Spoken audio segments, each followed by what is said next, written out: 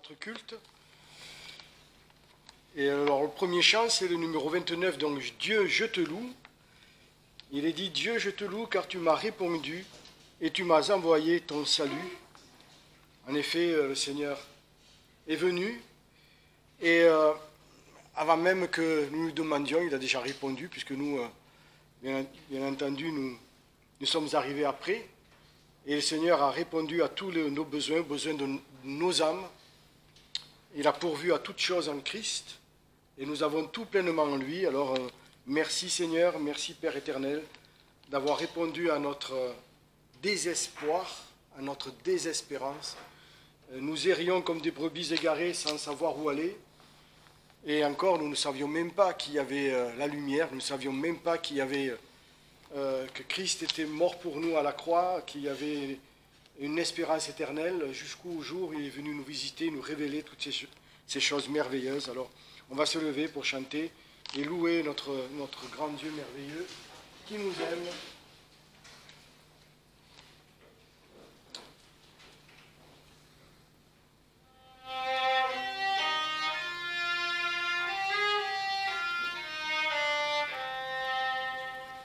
Dieu, je te loue, car tu m'as répondu, et tu m'as envoyé ton salut. Dieu, je te loue, car tu m'as répondu, et tu m'as envoyé ton salut. Pierre rejetée par la main des ouvriers, elle est devenue la pierre d'angle divine envoyée par les hommes méprisés. Il est devenu le premier. Voici le jour que Dieu a fait. Soyons dans la joie et l'allégresse. Voici le jour que Dieu a fait. Chantons notre joie sans cesse. Pierre rejetée par la main des ouvriers, elle est devenue la pierre d'angle divine envoyée par les hommes méprisés. Il est devenu le premier. Il est devenu le premier. Amen. Ô Seigneur, notre Père, notre Dieu, en effet, comment ne pas te louer, comment ne pas t'adorer, toi et ton Fils Jésus-Christ qui est venu nous chercher. Et nous étions de ces brebis perdues, nous étions de ceux qui étaient perdus et que tu voulais pour toi, Seigneur. Tu nous connaissais avant la fondation du monde. Nos noms étaient déjà dans ton cœur et tes yeux étaient sur nous avant même, Seigneur, que nous soyons, car tu es omniscient et tu sais toutes choses. Et tu es venu, Seigneur, nous prendre. Tu es venu nous révéler le merveilleuse grâce que tu nous as faite en Jésus-Christ, qu'il était mort pour nos péchés, mais qu'il a vaincu toutes choses en ressuscitant. Tu l'as ressuscité, et en ce jour, Seigneur, nous nous réjouissons et nous magnifions son nom et ton nom, parce qu'en lui, nous avons la vie éternelle, nous avons la victoire. Nous avons également reçu la grâce de l'Esprit, sa personne en nous, afin de nous conduire, et afin surtout d'être avec toi. Alors merci, Seigneur, aussi, parce que maintenant, nous attendons ton retour, nous attendons que tu viennes nous chercher. Tu es parti, tu es allé nous préparer une place et tu reviendras selon ta promesse nous prendre avec toi. afin que là où tu es, nous y soyons aussi pour l'éternité. Alors merci, nous te bénissons et nous te rendons gloire pour toutes choses, Père éternel, car en toi est la vie et l'espérance et la gloire. Voilà, nous te prions et nous te rendons grâce. Au nom de ton Fils Jésus-Christ, notre Seigneur. Amen. Voilà, asseyez-vous s'il vous plaît. On va chanter le numéro 137. Alors peut-être de nous jouer, pour qu'on se rappelle un petit peu l'air, 137. Christ est ressuscité.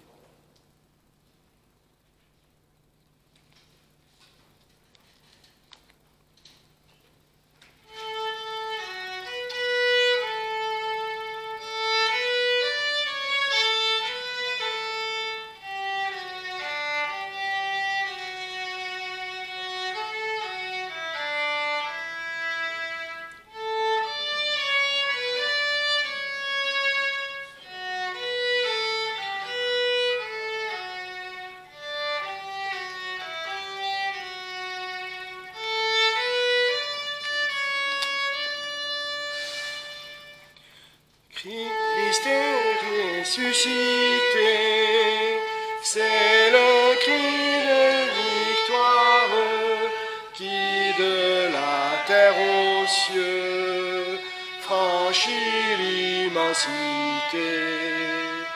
Il couronne à jamais son œuvre expiatoire, oui, tout est accompli. Christ est ressuscité, ce sépulcre vaincu proclame avec puissance sa justice parfaite et sa divinité. À genoux adorant son éternelle essence, Christ est le Fils unique, il est ressuscité. Comme lui de tombeau, brisant la froide pierre, nous nous réveillerons pour l'immortalité. Et nous irons jouir dans la maison du Père d'un bonheur éternel. Christ est ressuscité, co-rédempteur vivant, notre âme soit unie, aimant de son amour, saint de sa sainteté. Commençons sur la terre une nouvelle vie, en attendant les cieux. Christ est ressuscité. Amen. Christ est ressuscité. On va lire deux versets en 1 Corinthiens 5, versets 7 et 8. 1 Corinthiens 5, versets 7 et 8.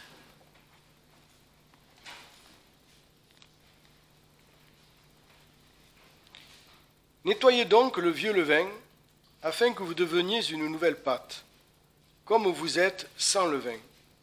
Car Christ, notre Pâque, a été immolé pour nous. C'est pourquoi célébrons la fête non avec le vieux levain, ni avec un levain de malice et de méchanceté, mais avec les pains sans levain, de la sincérité et de la vérité. Donc Paul là nous présente deux pains, un avec le levain et un sans levain. Et nous devons noter quelque chose au verset 7, comme vous êtes sans levain. En Christ, nous sommes sans levain. Dieu nous voit sans levain, c'est-à-dire sans péché. Il nous voit pur, juste, droit.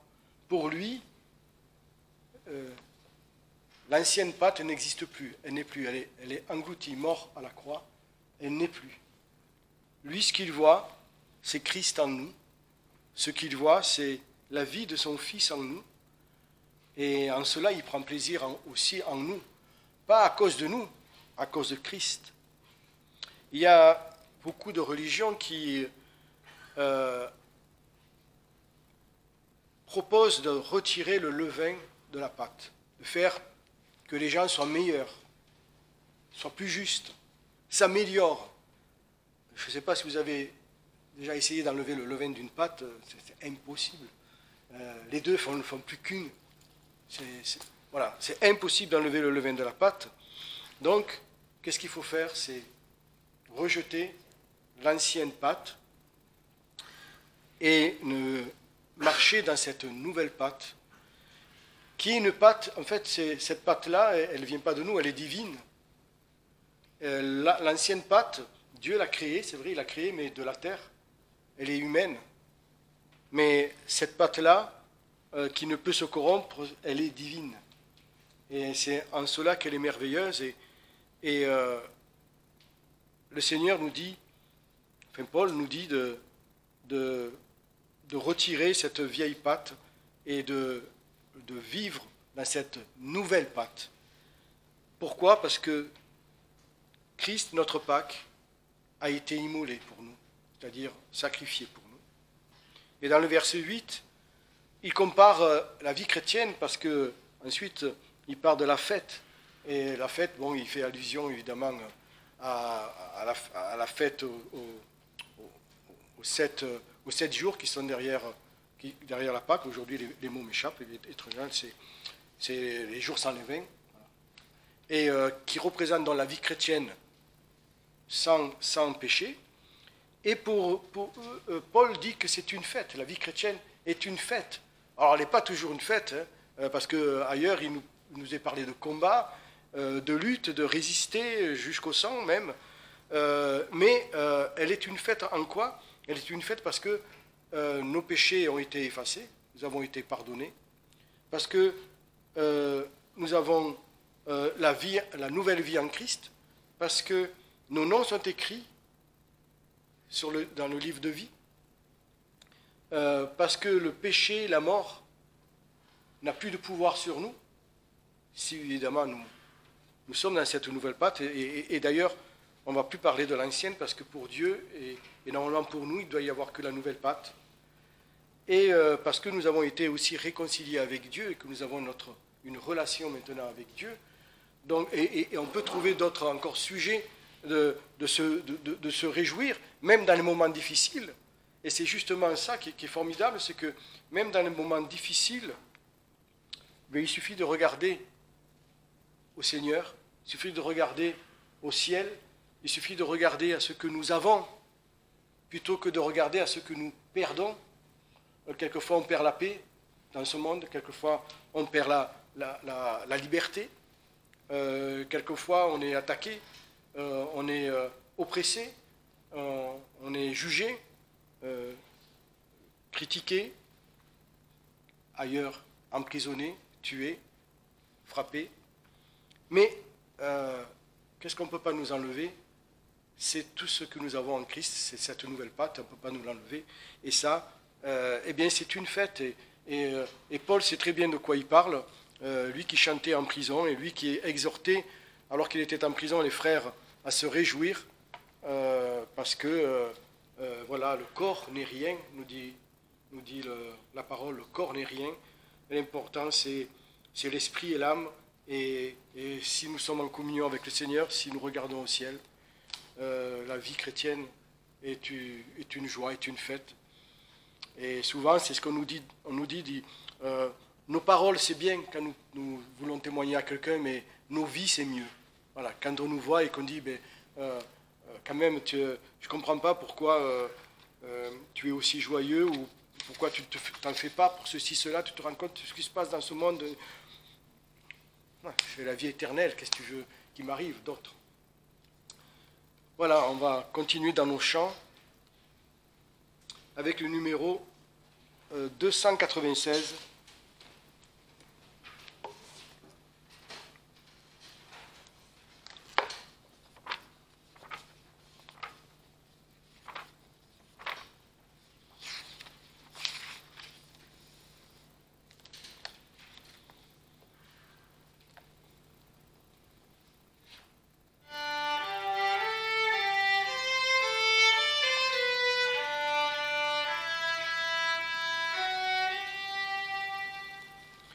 Dieu de grâce, Dieu suprême, qui daigna mourir pour moi, fait que je meure à moi-même pour ne vivre que de toi. Seigneur Jésus, viens toi-même vivre en moi. Sois mon maître, je te livre, mon cœur longtemps indompté. Fais-moi mourir pour ne vivre au divin ressuscité. Seigneur Jésus, fais-moi vivre dans l'humilité. Qu'il meure ce moi tenace, ce moi toujours renaissant, qu'un autre prenne sa place, humble, pur, obéissant. Prends en moi toute la place, ô Rédempteur tout-puissant. Qu'une source en moi jaillisse, ô qui jamais ne tarit, flot d'amour et de justice, ô vive du Saint-Esprit, tout entier à ton service, je me donne, ô Jésus-Christ.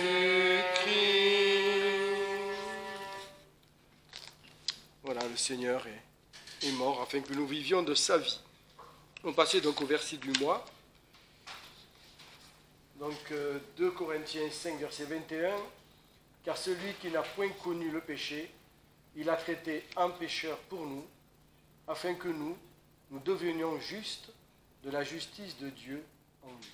Pour quelle raison le Père a-t-il envoyé son propre Fils pour venir et souffrir, payer les crimes qu'il n'a pas commis?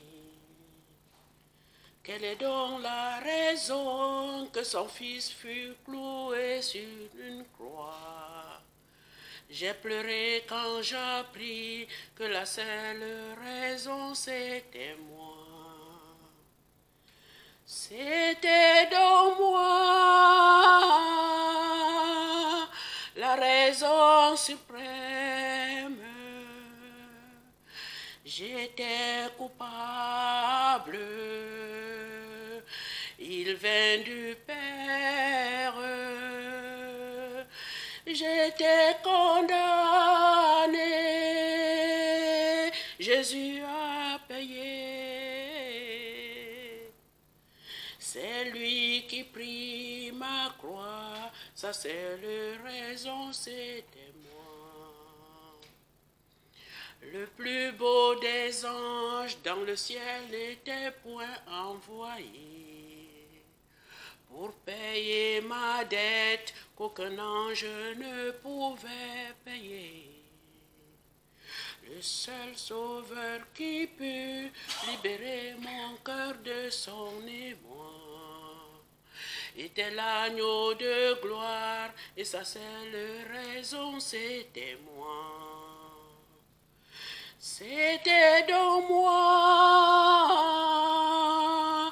la raison sur terre. J'étais coupable, il vint du Père. J'étais à blâmer, Jésus a payé. C'est lui qui prit ma croix, sa seule raison c'était moi. C'est lui qui prit ma croix, sa seule raison c'était moi. On va se lever donc chanter Golgotha, lieu du crâne.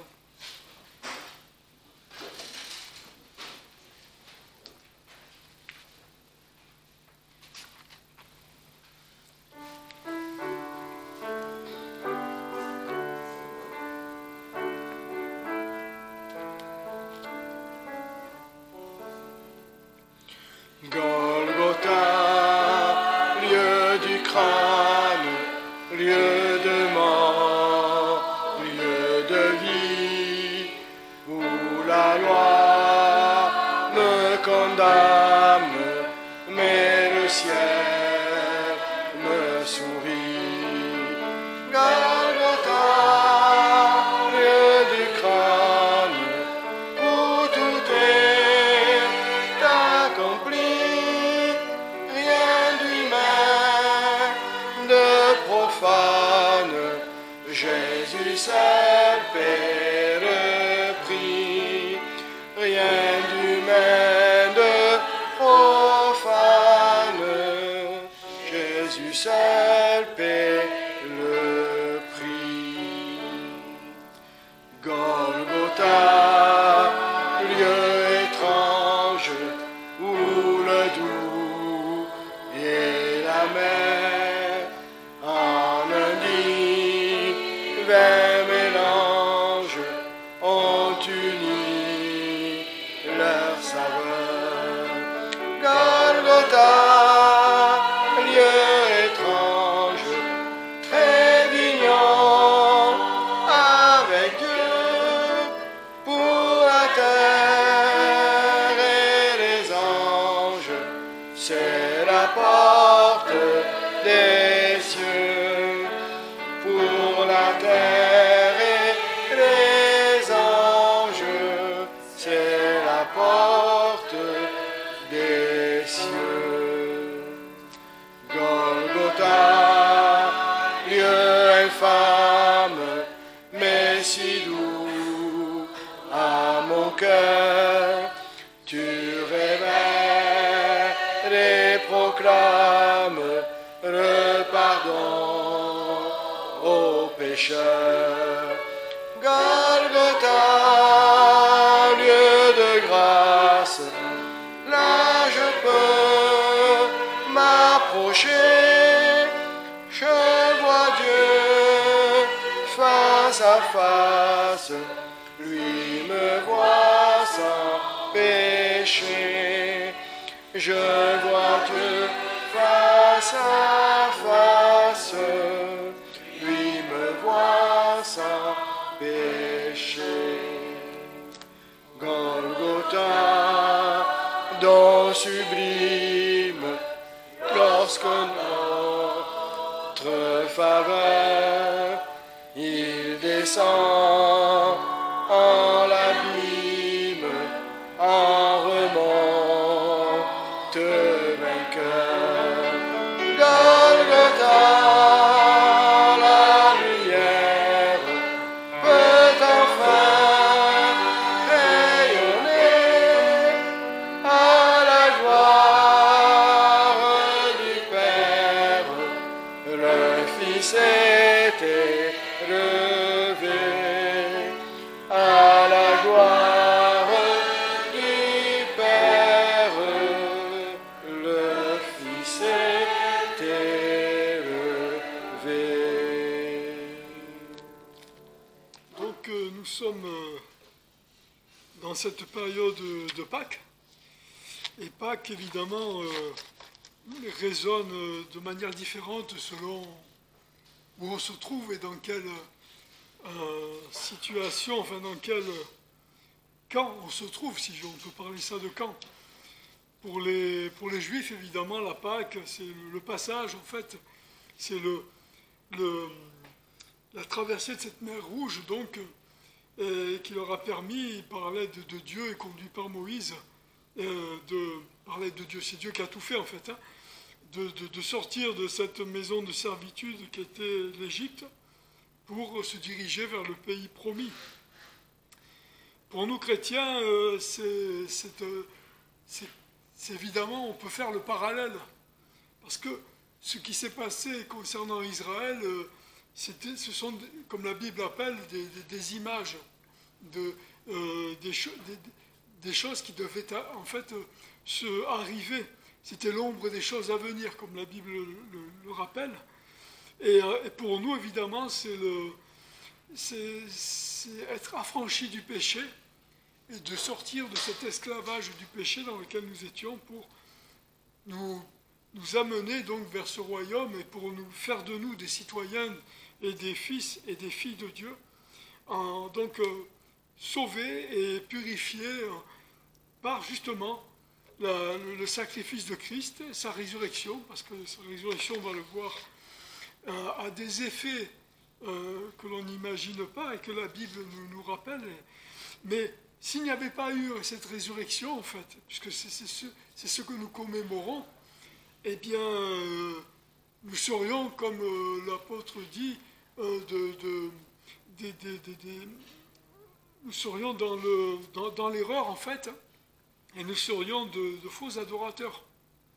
Et justement, ça me permet d'introduire donc le thème qu'on va aborder. Ce sera à travers des passages de la Bible les 20 effets de la résurrection de Christ dans notre vie. Et on va voir en lisant quelques passages donc ces 20 effets. Ça peut paraître un peu étrange de présenter ça comme ça. Et d'ailleurs, les effets de la résurrection de Christ ne se limitent pas à 20, évidemment, vous comprenez bien. Mais bon, on est bien obligé de se limiter par rapport aussi à ce qui nous est révélé à travers la parole. Et bon, on va parcourir quelques passages de la Bible ce matin. Avant ça, nous allons prier, si vous voulez bien. En effet, Seigneur Dieu, nous te demandons bien, ce matin le secours de ton esprit, parce que tu nous as laissé ta parole. Et cette parole n'est accessible que par ton esprit, parce que tu y as laissé ton enseignement et tu veux nous révéler des choses. Et cet enseignement s'adresse aux personnes qui t'ont rencontré et qui ont été sauvées. Et tu veux donc, à travers cette parole et cette doctrine, les éclairer et les faire avancer. Et c'est ce pourquoi nous sommes ici ce matin, et pour t'adorer premièrement aussi. Aussi, effectivement, nous te remercions pour le sacrifice dans la personne de ton Fils, parce que par ce sacrifice, eh bien, tu nous as ouvert les portes du ciel. Et aussi, nous voulons donc te bénir et te remercier pour cela, au nom de Jésus. Amen.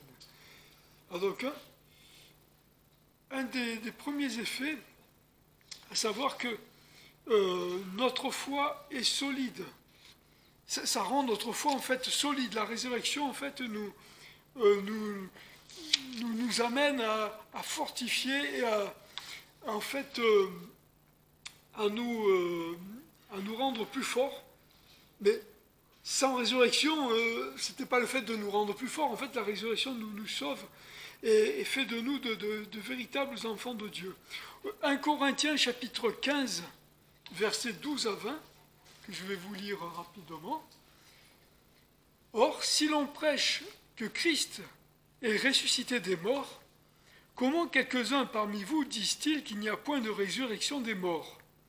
Et s'il n'y a point de résurrection des morts, Christ aussi n'est point ressuscité.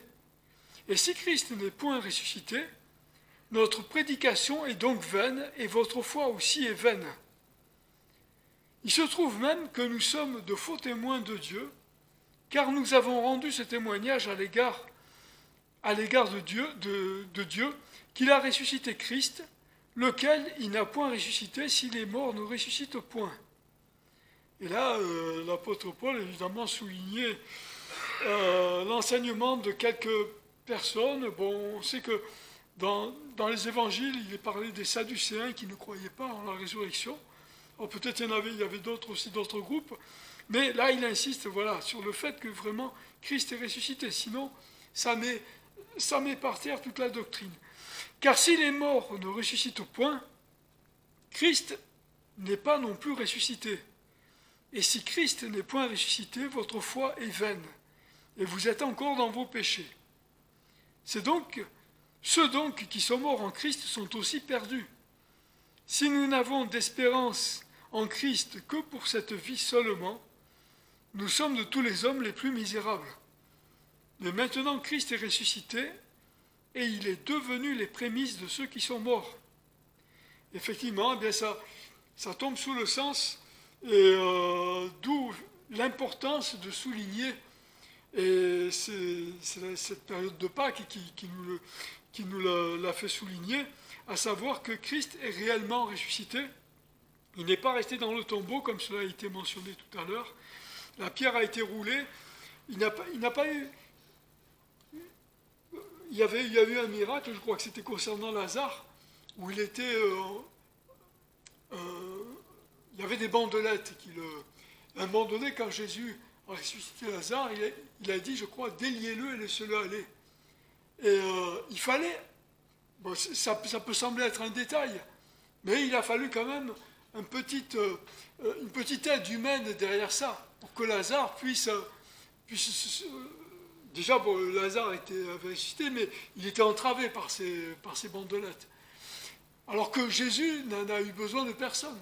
Et effectivement, ça soulignait là la résurrection, mais la résurrection divine, souveraine. Peut-être les termes sont mal choisis. Quoi qu'il en soit, Dieu, en la personne du Fils, eh bien, le Fils devait être sacrifié et il devait ressusciter. Il n'y avait pas de doute là-dessus. Il était l'agneau de Dieu qui avait été immolé avant la fondation du monde. Et c'est lui, cet agneau-là, qui devait être immolé. Mais Jésus avait dit à ses disciples, il dit, moi, je donne ma vie, je la reprends. Personne ne me l'ôte.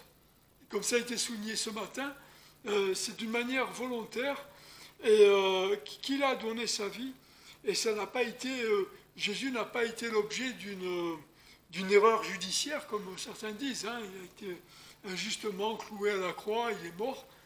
Et non, il savait qu'il allait aller à la croix et qu'il ressusciterait après.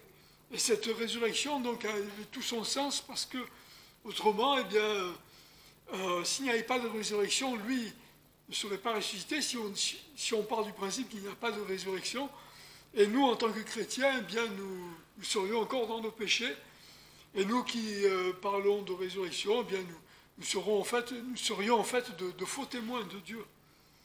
Et ça, l'apôtre Paul vraiment a bien souligné cela à sa façon à lui et d'une manière vraiment merveilleuse. Bon, évidemment, c'est l'Esprit qui a conduit l'apôtre Paul à écrire cette épître, mais Dieu aussi a utilisé les dons naturels qu'avait l'apôtre Paul et son érudition pour parler, pour expliquer, pour démonter les mécanismes, pour montrer comment la doctrine se construit, la doctrine de Dieu, la véritable doctrine. Et ça, donc, voilà, l'enjeu était de taille. Il y a une résurrection, et bien que certains aient ensuite laissé entendre que Jésus n'était pas ressuscité et que c'est simplement d'enlever son corps, non. Jésus est réellement ressuscité et il s'est montré après à ses disciples. Et ça, c'était vraiment un des points focaux de notre salut à nous et de notre foi, parce que ça renforce notre foi, évidemment. Autrement, notre foi, ce serait la foi sur un gourou, comme certaines religions.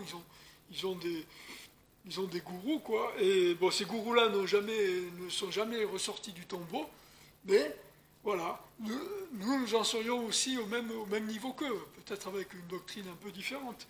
Mais non, Jésus est ressuscité et nous sommes sauvés par le fait qu'il a donné sa vie pour nous, qu'il est ressuscité et qu'il est les prémices donc, de ces ressuscités que nous sommes.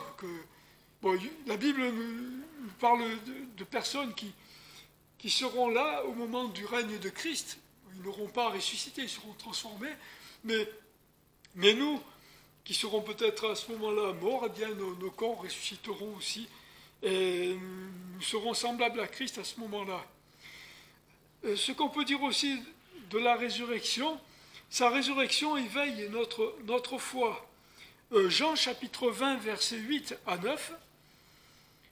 L'autre disciple qui était arrivé le premier au sépulcre entra aussi, et il vit et il crut, car il n'avait pas encore compris l'Écriture, pourtant qu'il fallait que Jésus ressuscitât des morts.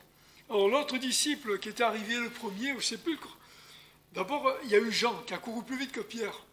Et la Bible nous dit que Pierre est arrivé après, il était peut-être un peu essoufflé, ou il était moins agile que Jean, mais il est rentré dans le sépulcre. Et bon, il a vu que le corps de Jésus n'y était plus. Et après, Jean entre dans le sépulcre. Il rentre, lui, en second. Et la Bible, donc, là, nous dit, « Et il vit et il crut, car il n'avait pas encore compris l'Écriture, pourtant que Jésus devait ressusciter des morts. » À savoir qu'il y avait quelque chose qui était occulté, qui était dans l'ombre, en tout cas dans son esprit, pas que dans le sien aussi. Et le fait qu'il s'est rendu compte, il a vu les évidences que Jésus était ressuscité, eh bien ça lui a permis de comprendre tout ce qu'il n'avait pas encore assimilé, entre guillemets, ou compris. Tout était un petit peu dans l'ombre. C'est un petit peu, pour faire un parallèle avec Israël. Israël, lorsqu'ils fêtent la Pâque, ils ont l'Ancien Testament, hein, le Pentateuque aussi, surtout, et il est question donc du sang sur les linteaux, il est question de l'agneau, il est question de l'agneau dont il ne faut briser aucun os. Et pour eux, ils ne font pas le lien, le parallèle avec Jésus. Et nous, pour nous, c'est évident qu'il s'agit de Jésus, là, que ce qui avait été demandé au peuple juif d'effectuer, et cet agneau qui devait être immolé et mangé avec des herbes amères, qui symbolise le péché, ça préfigurait le sacrifice de Jésus. Et au jour d'aujourd'hui, les juifs, la plupart, certains sont des juifs messianiques, ils croient, mais d'autres ne croient pas encore, ne pensent pas que Jésus était le Messie qui était attendu. Eh bien, pour eux, c'est quelque chose qui reste encore obscur. Ils ne le comprennent pas, ils sont aveuglés par ça. Et ça fait partie aussi des prophéties de la Bible. Mais pour Jean, en tout cas, pardon, pour en revenir à Jean, eh bien, tout s'est éclairé d'un coup. Et ça a éveillé sa foi. Et ça a fini par lui sauter aux yeux, comme on dit. Hein.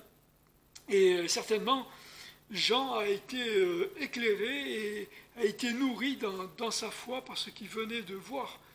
Et il n'avait pas encore tout vu, parce qu'ensuite il a vu Jésus qui s'est présenté à lui, à eux, comme aux disciples.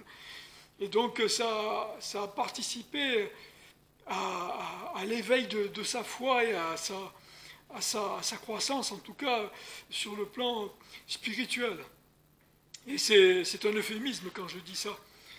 Il y a un autre passage, toujours c'est dans Jean chapitre 19, verset 20. Le soir de ce jour, qui était le premier de la semaine, les portes du lieu où les disciples étaient assemblés étant fermées, par crainte des Juifs, Jésus vint et se présenta au milieu d'eux et leur dit « La paix soit avec vous ». Et quand il eut dit cela, il leur montra ses mains et son côté. Les disciples donc, voyant le Seigneur, eurent une grande joie. Et vous voyez donc, là il y a quand même quelque chose qui se manifeste, c'est la joie.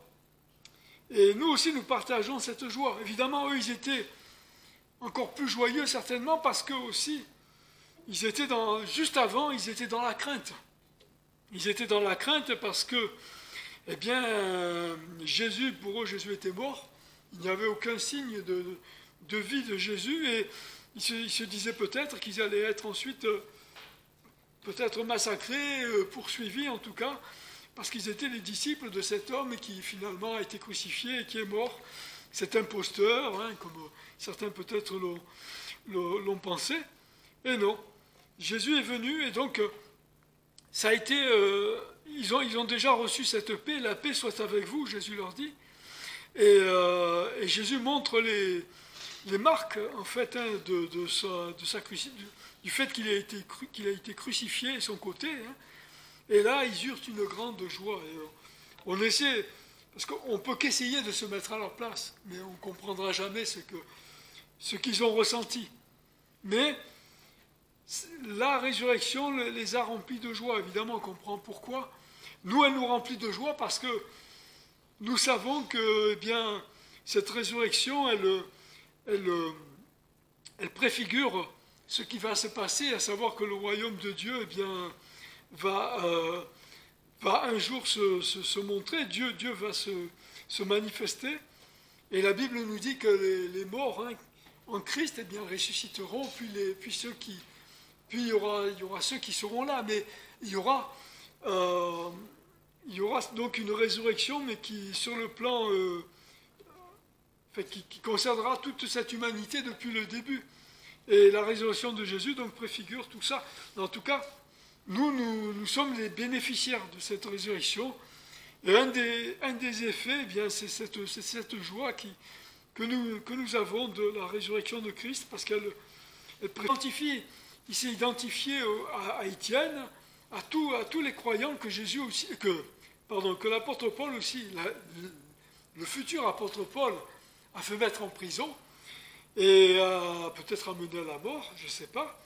Mais voilà, donc nous sommes étroitement liés. Et Jésus se reconnaît en nous. D'ailleurs, il nous appelle aussi ses frères. Et ça, c'est quelque chose d'extraordinaire. Nous menons aussi une vie nouvelle. Nous sommes vivants pour Dieu. Comme Christ est vivant, nous sommes vivants pour Dieu. Romains chapitre 6, verset 4. Excusez-moi, je vais essayer de ne pas me tromper dans mon... Ah non, j'ai sauté quelques passages, excusez-moi, mais on va les lire très rapidement. Sa résurrection garantit notre future résurrection.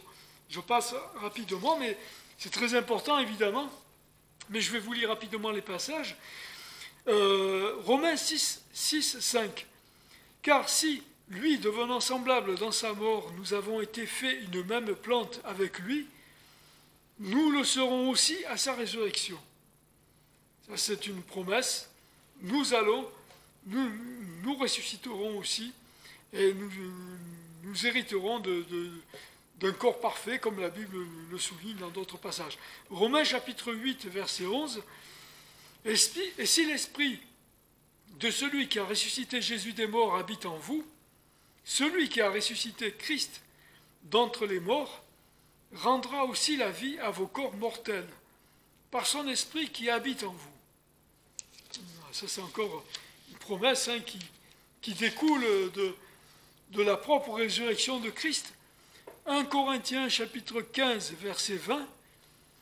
Mais maintenant Christ est ressuscité, et il est devenu les prémices de ceux qui sont morts. Et c'est vrai qu'on voit là toute l'importance de la résurrection. Et c'est vrai qu'on commémore en cette période la résurrection de Christ. Mais c'est donc tous les bénéfices, nous héritons de tous ces bénéfices-là. C'est pour ça que c'est très important. Évidemment, nous adorons, nous louons celui par qui tout cela est possible, à savoir Jésus-Christ, le Seigneur et Sauveur.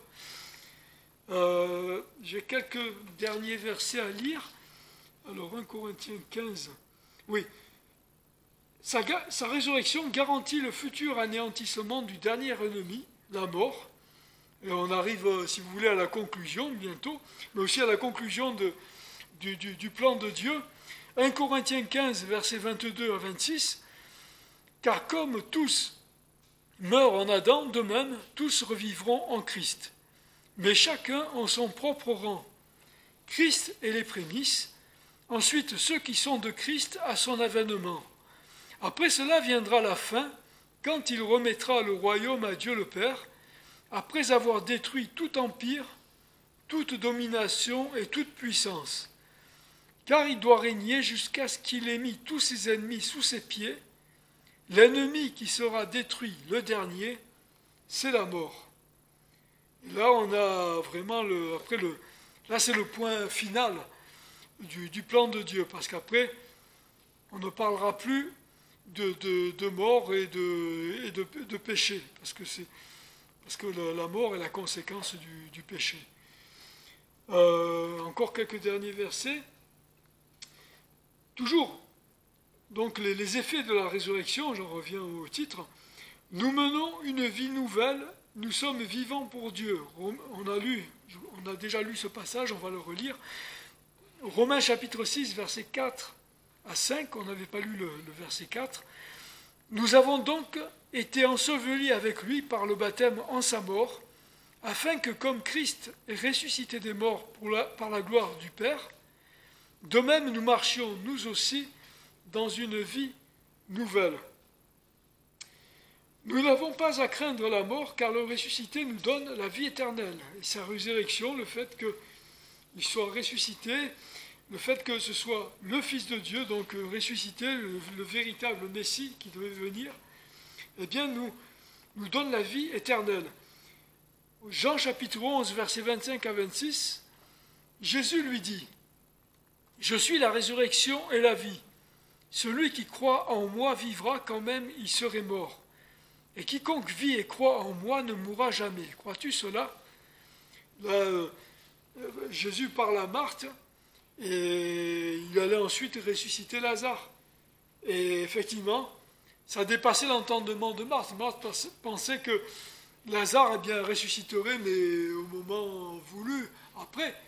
Mais Jésus lui annonce que tout lui est possible et la mort ne fait pas obstacle, ne peut pas lui faire obstacle, et il va ressusciter ensuite d'une manière éclatante Lazare. Et il finit par cette question, crois-tu cela? Et nous pouvons, humainement parlant, c'est vrai qu'on peut rester dubitatif par rapport à ça, mais quand après on connaît Dieu, enfin on finit par le rencontrer et qu'on apprend de lui, eh bien tout lui est possible. Et donc et Dieu est digne de confiance, donc on peut le croire. Et c'est le dernier verset que je vais vous lire.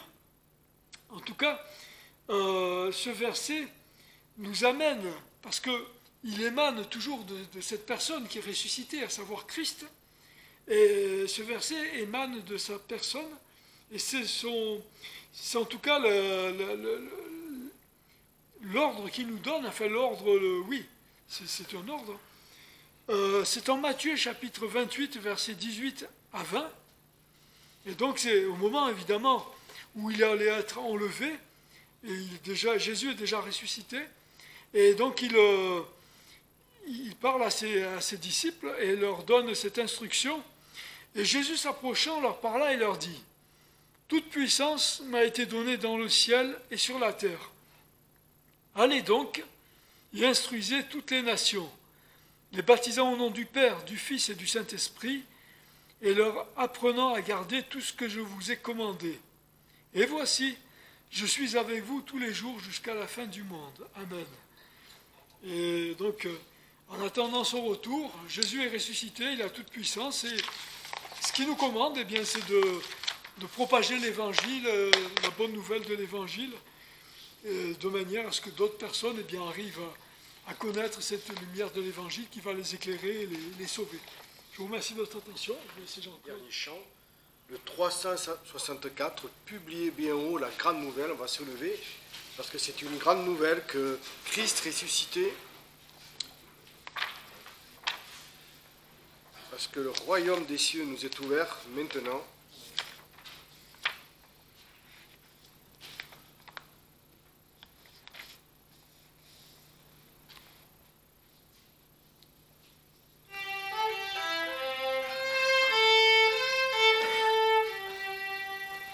Publiez bien la grande nouvelle, le ciel est ouvert à tout être humain.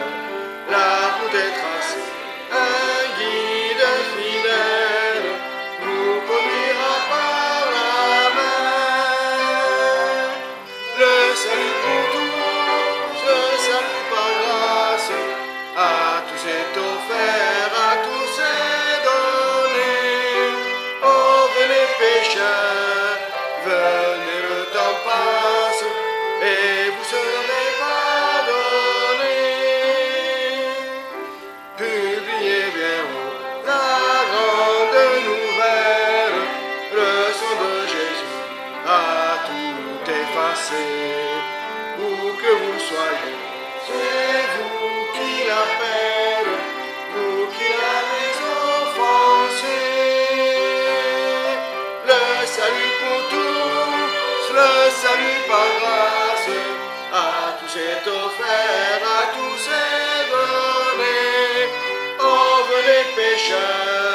venez, le temps passe, et vous serez pardonnés.